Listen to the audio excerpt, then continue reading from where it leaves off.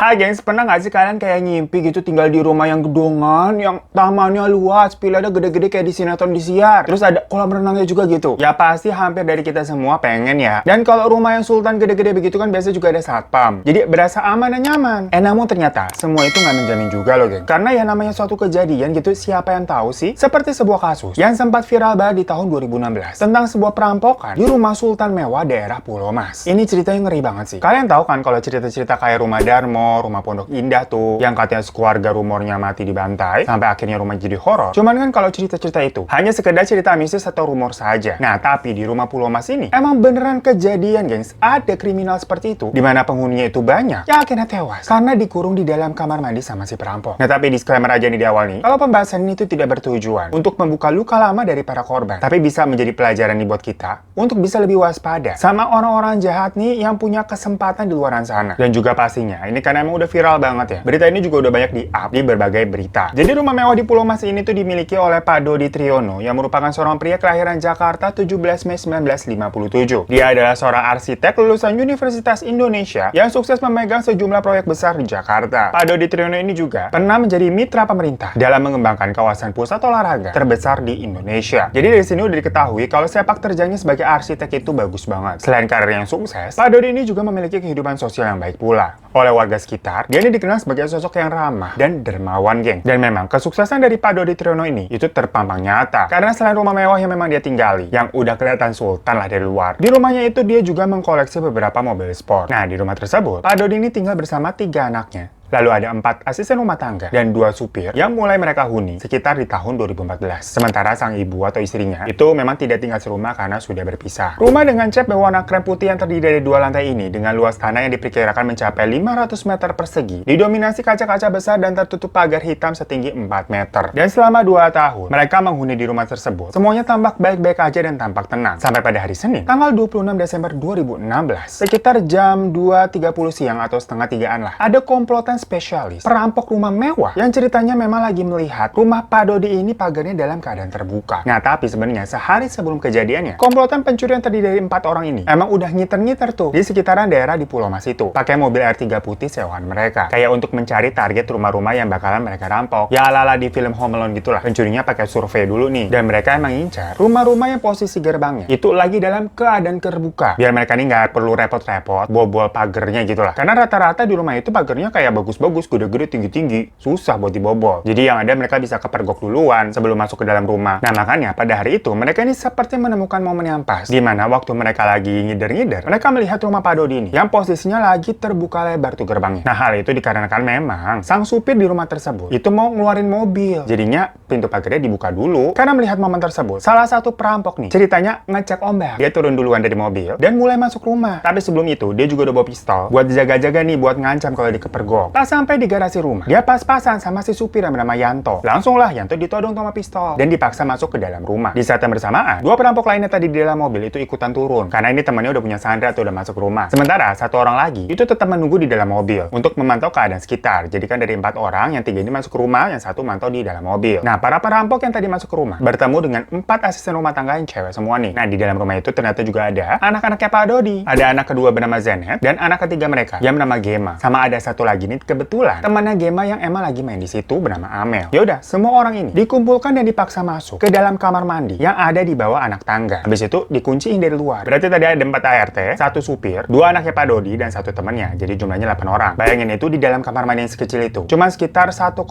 kali 2 meter diisi dijejelin 8 orang. Ya namanya kamar mandi di bawah tangga, itu kan biasanya emang kecil-kecil ya, kayak cuman buat powder room kamar mandi tamu. Kadang kita masuk sendirian aja suka kayak sesek gitu. Ini ber-8. Ditambah exhaust fan atau penyaring udara tuh yang biasa di atas itu nggak dinyalain, geng. Alhasil itu pengap banget pasti. Tapi penyiksaan dari para perampok ini belum selesai di situ aja. Salah satu perampok nih naik ke atas ke lantai 2 buat mau mulai ngambilin barang-barang kan. Ternyata di lantai 2 itu dia bertemu dengan 1 penghuni lagi, yaitu anak pertamanya Pak Dodi, yaitu bernama Diona. Jadi ketiga anaknya Pak Dodi ada di dalam rumah tuh. Ya udah dari situ Diona ini langsung diseret ke kamar mandi juga, geng, sama si perampok. Tapi nyeretnya bukan kayak nyeret tangannya gitu, melainkan rambutnya dijambak diseret. Kenapa nggak sadis banget itu ya? Dan diseretnya dari lantai 2 ke lantai 1 ke bawah. Kan kejam banget. Di situ katanya Diona sempat memberontak, tapi dia malah dipukuli beberapa kali. Dan akhirnya dijejelin masuk ke dalam kamar mandi juga. Berarti sekarang total isinya ada 9 orang ya. Gak beberapa lama kemudian, sopir Pak Dodi yang lain, bernama Tasrok, baru datang tuh ke rumah ceritanya ujuk-ujuk pakai motor. Jadi Pak Dodi ini punya 2 supir ya, asisten rumah tangga juga ada 4 kan. Nah tapi tadi, itu kan ada satu perampok tuh yang masih standby di dalam mobil. Pas dia ngeliat nih ada orang yang baru masuk ke dalam rumah, langsung deh supir yang kedua itu tuh ditodong dan ikut dijejelin ke dalam kamar mandi lagi. Jadi sekarang totalnya ada 10 orang di dalam kamar mandi. Setelah itu, tahu-tahu sang majikan atau Pak Dodinya sendiri itu baru pulang nih, nyetir mobil sendirian pakai Honda Jazz. Seperti biasa dia klakson-klakson dong, minta dibukain pintu pagar sama para asistennya. Akhirnya ada 2 perampok yang keluar dan dengan santainya membuka pagar untuk Pak Dodi masuk. Cuman mungkin Pak Dodi waktu itu nggak ngeh kali ya siapa yang bukain pagar kan, karena dari baliknya gitu. Dimana ya udah dia langsung aja masukin tuh mobilnya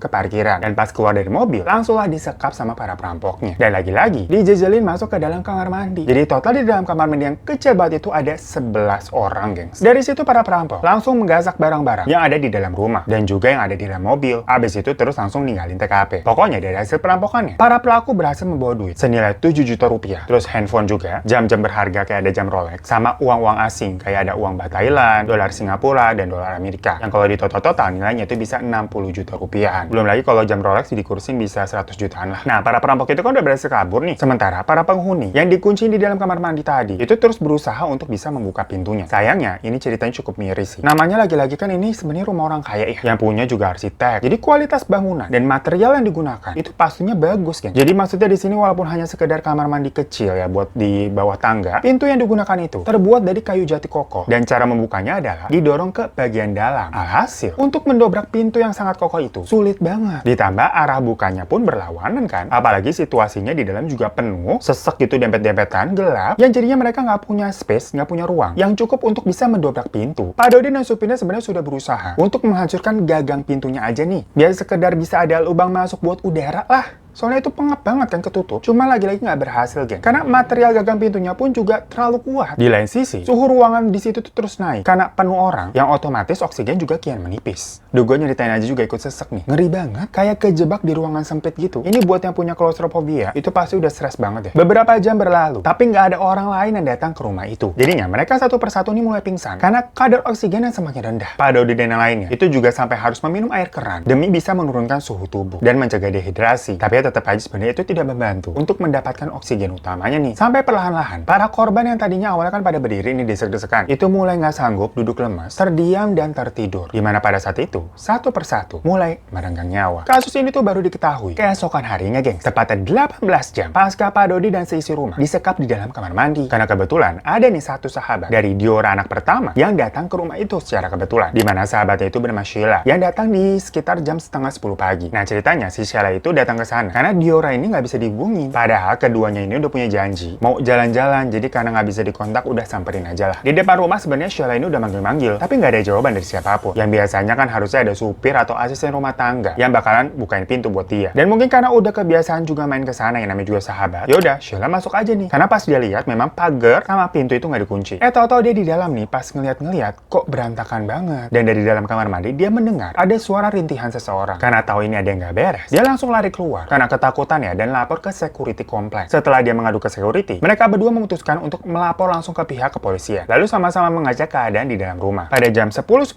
pagi, akhirnya polisi berhasil membuka pintu kamar mandi itu. Tapi prosesnya sebenarnya sangat sulit banget, gengs. Karena tadi materialnya kokoh. Dan kalau didorong ke dalam juga nih mau dibuka, itu kan isinya banyak orang di balik pintu itu. Jadi kurang lebih butuh waktu sekitar setengah jam lebih buat buka pintu doang. Dan begitu pintunya berhasil terbuka, ruangan itu terasa pengap banget. Panas juga dan becek, penuh darah dan keringat orang-orang. Di dalam juga ini posisinya orang-orang udah pada tumpang tindih karena sudah kayak nggak bernyawa gitu. Tapi masih ada beberapa orang yang berdiri di sudut ruangan ketakutan dengan kondisi yang udah basah kuyup. Setelah semua orang di dalam itu dievakuasi, dari 11 orang korban, 6 orang dinyatakan meninggal dunia, yaitu Pak Dodi Triyono, Diora anak pertama, Gema anak ketiga, Amelia temannya Gema yang tadi main, sama 2 supir mereka. Dan yang berhasil selamat dari keluarga itu adalah Zanet anak kedua dan para asisten rumah tangga gengsi 4 orang itu. Serem banget nggak sih? Setelah seluruh korban itu berhasil dievakuasi, besoknya pada tanggal 28 Desember 2016, polisi langsung melakukan pengejaran terhadap para perampok. Di mana mereka berhasil digerebek nih, sampai ada satu perampok yang harus ditembak di tempat karena dia melawan dan mencoba untuk kabur juga. Dari 4 perampok tadi, yang satu kan tadi ditembak tuh, karena pendarahan yang cukup hebat, akhirnya dia meninggal. Nah, 3-nya sisanya tuh dijatuhi hukuman penjara seumur hidup dan terancam juga hukuman mati. Tapi ternyata mereka ini takut nggak mau dieksekusi mati, gengs, dan berharap katanya hukumannya dikurangin dengan mengajukan banding. Yang mana pasti ditolak lah bandingnya. Ya gila aja gitu ya. Udah memperlakukan orang ini sekejam itu, masih ngajuin banding, takut dia dihukum mati. Kan kesel banget, gergetan kita. Dan gak terasa sampai saat ini berarti udah sekitar 5 tahun berlalu. Pastinya peristiwa ini menjadi traumatis banget untuk para korban, terutama satu keluarga yang berhasil selamat, yaitu Zenet, yang semoga bisa selalu diberikan ketabahan dan kebahagiaan juga ya, gengs. Dan untuk rumahnya sendiri, walaupun istilahnya ini ada histori seram di dalamnya, tapi nyatanya saat ini rumahnya udah dibeli sama orang lain dan gak ada cerita horor sama sekali sih saat tinggal di sana. Ya mungkin itu suatu pertanda kalau orang-orang baik yang menjadi korban ini hingga kehilangan nyawa telah tenang dan mendapatkan tempat yang lebih indah sekarang. Dan juga pelajaran di kasus ini untuk kita semua nih bisa lebih waspada dan hati-hati ya. Walaupun berasa mungkin lingkungan kalian nih aman-aman aja, kayak kebiasaan ngablak pintu gede-gede ataupun buka pagar, ya tapi namanya kejahatan seperti cerita kali ini itu memang terjadi karena adanya kesempatan. Ya makanya semoga kita semua dilindungi dari hal-hal buruk ya, geng. Thank you semua yang udah nonton. Jangan lupa untuk klik subscribe di bawah buat kalian belum. Kalau udah, terima kasih banyak. Sampai jumpa lagi di kasus cerita Mr. Sting selanjutnya.